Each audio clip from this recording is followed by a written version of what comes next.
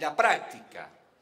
Una propuesta que gira en torno a un concepto, cual es el de accesibilidad universal, y esto comprendido a su vez en el paradigma de la complejidad. A ver, si nos podemos entender, si me puedo expresar mejor. Hablar de políticas de integración, políticas de inclusión, es hablar en términos de este es mi ideal. Yo tengo un ideal que es lograr la política de integración, es un norte. Y está buenísimo que tengamos norte, porque si no tenemos norte no sabemos para dónde vamos. En todo caso, el norte que planteamos en este libro, donde plasmamos con Pablo estas cuestiones, sería pensar una escuela para todos. Pero lo que no tuvimos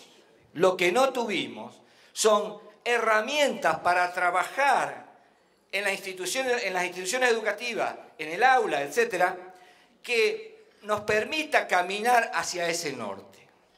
Nosotros venimos a intentar hacer un humilde aporte y brindar algunas de estas herramientas. Y sabemos que todos los que trabajamos en el campo de lo social, o si quieren específicamente educativo, las herramientas son siempre conceptuales.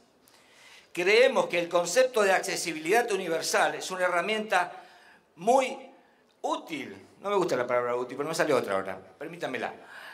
Muy útil en tanto nos va a permitir plasmar programas, políticas y determinadas acciones que tiendan a, o que nos permitan a caminar por ese camino que tienda a lograr una escuela para todos. O en todo caso, no es un problema terminológico esto, lograr políticas de inclusión plena. Charlábamos con Pablo hace unos días que este concepto que se trabaja en ese documento mencionado de la ONU, se habla de inclusión plena y no se explicita demasiado, pero creemos que tiene bastante que ver con esto que nosotros mencionamos como accesibilidad universal. Entonces, la accesibilidad universal, o sea, es pensar la accesibilidad para todos, pero no solo el acceso y la permanencia en la escuela o a la escuela, que esto es fantástico, es prioritario incluso. Tenemos que poder pensar la accesibilidad universal a la información, al conocimiento, a la socialización, etc. Y esto, si lo comprendemos en el marco del paradigma de la complejidad, y acá seguimos realmente los planteos de Edgar Morin, Morán, a cada país que vamos se pronuncia distinto. Para nosotros creo que es Morin. Bien, ¿por qué?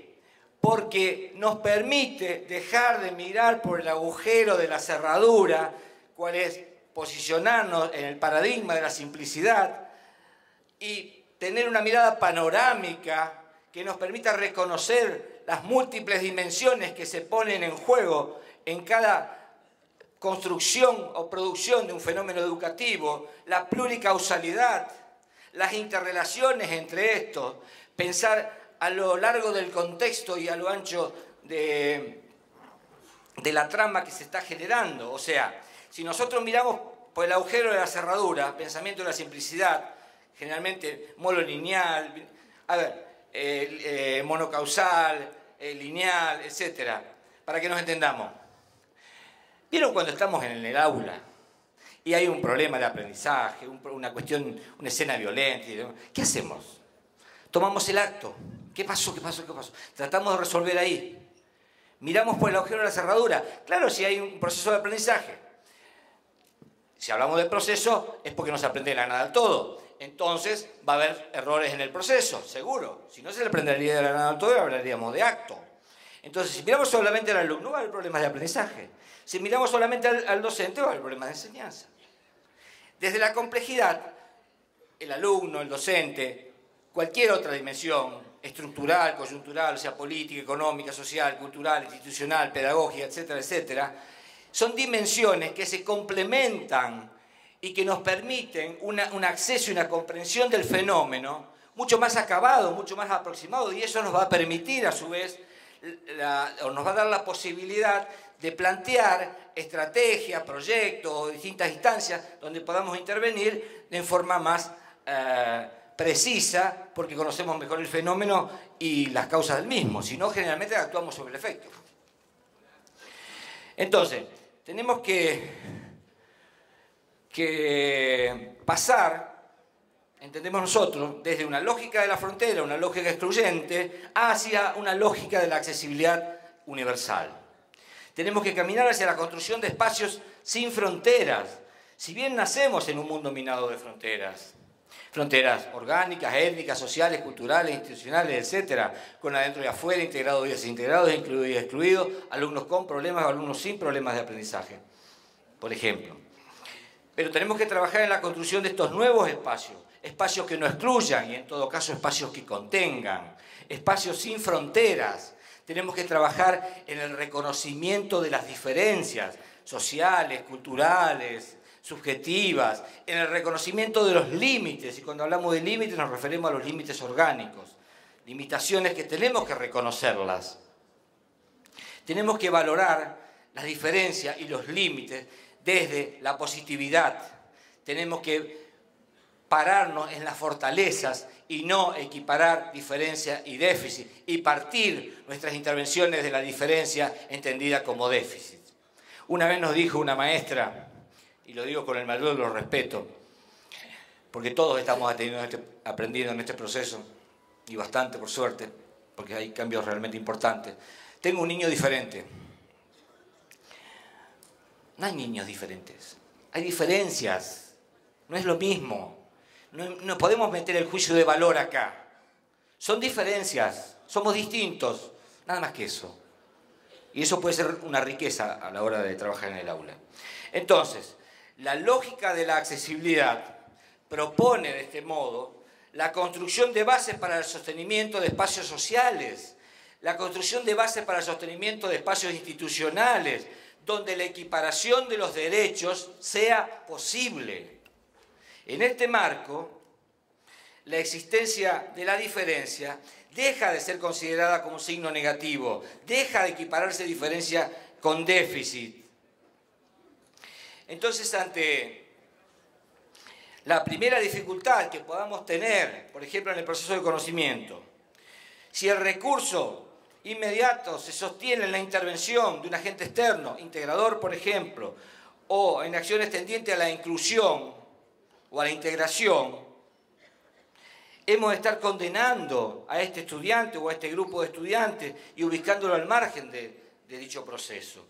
En otros términos, si las primeras intervenciones institucionales se sostienen de una lógica excluyente, como esto que nosotros denominamos lógica de la frontera, no habrá posibilidades, o serán mínimas las posibilidades, para poder pensar desde una lógica de la accesibilidad para todos, universal. Por ello, planteamos que no podemos no tenemos que transformar los límites orgánicos, reitero, y las diferencias en problemas escolares. Y aquí cabe la pregunta acerca de si son problemas de los estudiantes, estos que llamamos problemas, o si son construcciones sociales, colectivas, y que luego operan en nosotros a través de representaciones sociales. Y a partir de estas concepciones que tenemos, ideológicas, epistemológicas, etcétera, que vamos construyendo determinadas representaciones sociales, no somos nosotros los que vemos los problemas, donde son por ahí situaciones lógicas y esperables, en el aula y en la institución. Es aquí donde... En 10 minutos hago maravilla. Gracias.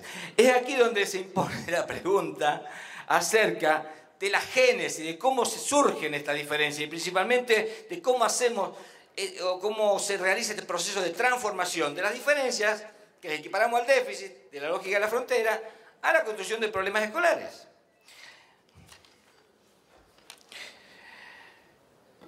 Es por ello que nosotros planteamos estas herramientas conceptuales: la accesibilidad y la complejidad. Pasar de una lógica excluyente hacia una lógica inclusora, se diría. Inclusiva. Decir que tengo a Cecilia, si no. En este marco, el punto de partida que proponemos se presenta como un primer movimiento, que es un movimiento analítico, un movimiento deconstructivo, que tiende a alejarnos del establecimiento y de la consolidación de las fronteras, para posicionar un trabajo que permita el reconocimiento de los límites y el reconocimiento de las diferencias, pero nunca partir en las intervenciones de los límites ni de las diferencias.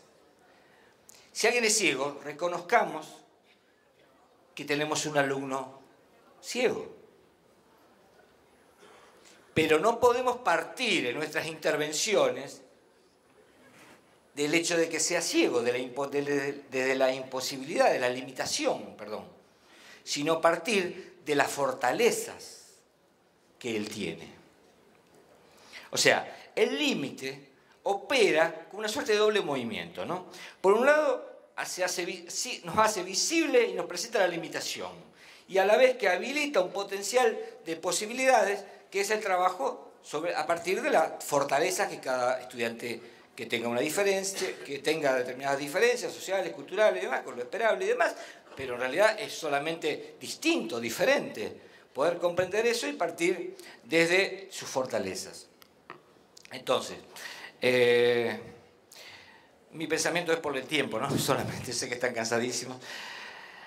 Tenemos que abolir la frontera y reconocer las barreras en tanto obstáculos que se nos presentan en la acción o en el pensamiento, en estos procesos mencionados de conocimiento, socialización, etc. Y esto que nosotros mencionamos